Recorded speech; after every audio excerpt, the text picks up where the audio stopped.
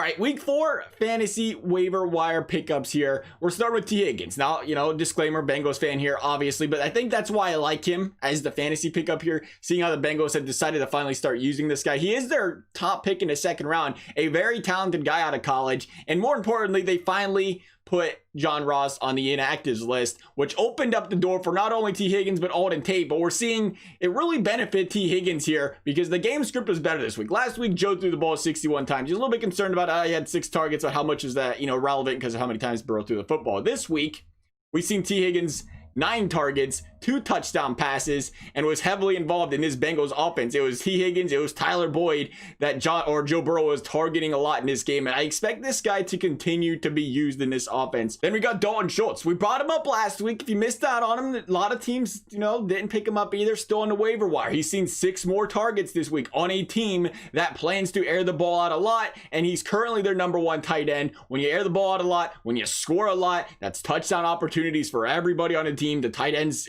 a big beneficiary of that on a lot of teams, especially in those, goal-to-goal situations. And I like Dalton Schultz here. I know there's a lot of mouths to feed, but again, when you consider he's on a team that scores a lot of points, throws a lot of touchdowns, that's going to be big for a guy like Dalton Schultz. And as long as he's seeing 5, 6, 7 targets a game, he's going to be a pretty good, option there if you're, struggling at the tight end position right now.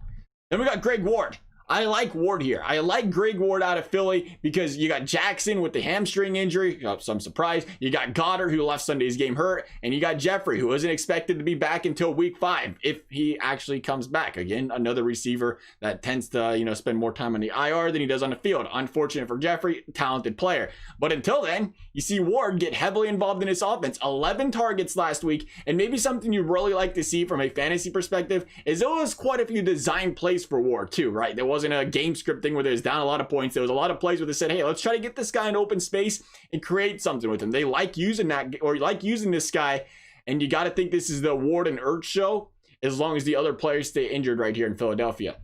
I will say that with the mess in Philly, he's more of a free agent pickup than he is a waiver guy. I think, if you had a top 5 waiver wire pick, I'd probably try not to use it on a guy like this and hope he slides through, rather than, risking getting rid of that spot and maybe having a chance at an injured running back or something in the future. Rob Gronkowski.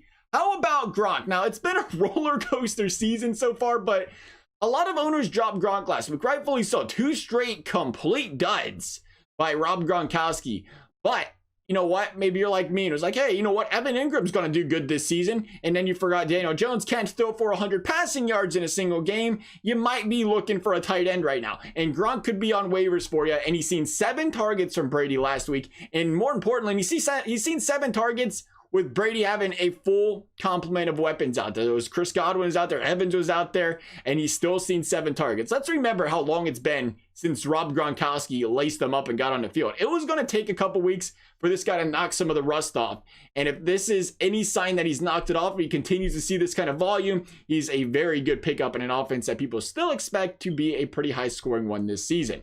Then there's Carlos Hyde. Now, Hyde is clearly going to be based on when you watch this video. Chris Carson, it didn't look good when he went off the field, hurt his knee, but he did walk off the field at the end of the day, and we'll probably see an update on him here shortly. But if he doesn't play, you expect Carlos Hyde to be the next man up in this Seattle offense here in the run game, and he's going to be a pretty high waiver wire pickup pending the Chris Carson injury news here. That's our ads for the week. Thank you guys for watching. We'll see you next time.